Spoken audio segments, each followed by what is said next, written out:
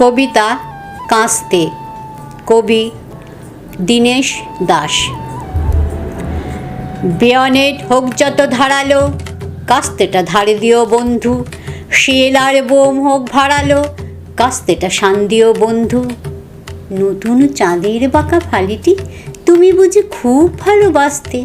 চাঁদের শত কাজ নহে তো, এ যুগের চাঁদ হলো কাস্তে। ইস্পাতে কামানে দুনিয়া কার যারা করেছিল পুরনো। কামানে কামানে ঠোকাঠুকিতে আজ তারা চূর্ণ বিচূর্ণ। চূর্ণ লৌহের পৃথিবী তোমাদের রক্ত সমুদ্রে। কোলে পরিণত হয় মাটিতে, মাটির মাটির যুগ ঊর্ধ্বে।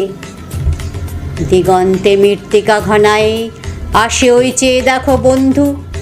কাস্তেটা রেখেছ তো সানায়, এ যুগের কাস্তেটা বন্ধু। দীনেশ দাস ছিলেন একজন বাঙালি কবি। তার জন্ম 1913 সালের 13 সেপ্টেম্বর অধুনা দক্ষিণ 24 পরগনা জেলার আলিপুরের চেতলাতে। মাতা কাত্যায়নী দেবী, পিতা ঋষিকেশ দাস। মাত্র 15 বছর বয়সে তিনি ভারতের স্বাধীনতা আন্দোলনে জড়িয়ে পড়েন। এরপর চলতে থাকে একে একে কবিতা লেখা এবং পাশাপাশি রাজনীতিতে সক্রিয় অংশগ্রহণ।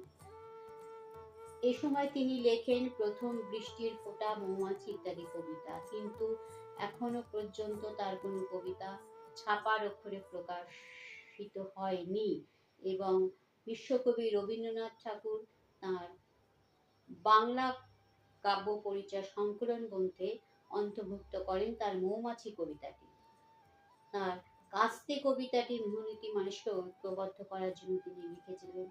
জীবনের নানা ওঠাপড়া, বিভিন্ন সময় রাজনীতিতে সক্রিয় অংশগ্রহণ করা এবং বিভিন্ন জায়গায় শিক্ষকতা করা। তারপর 1985 সালের 13ই মার্চ তিনি তার গোপালনগরের পিতৃগৃহে শেষ নিঃশ্বাস ত্যাগ করেন।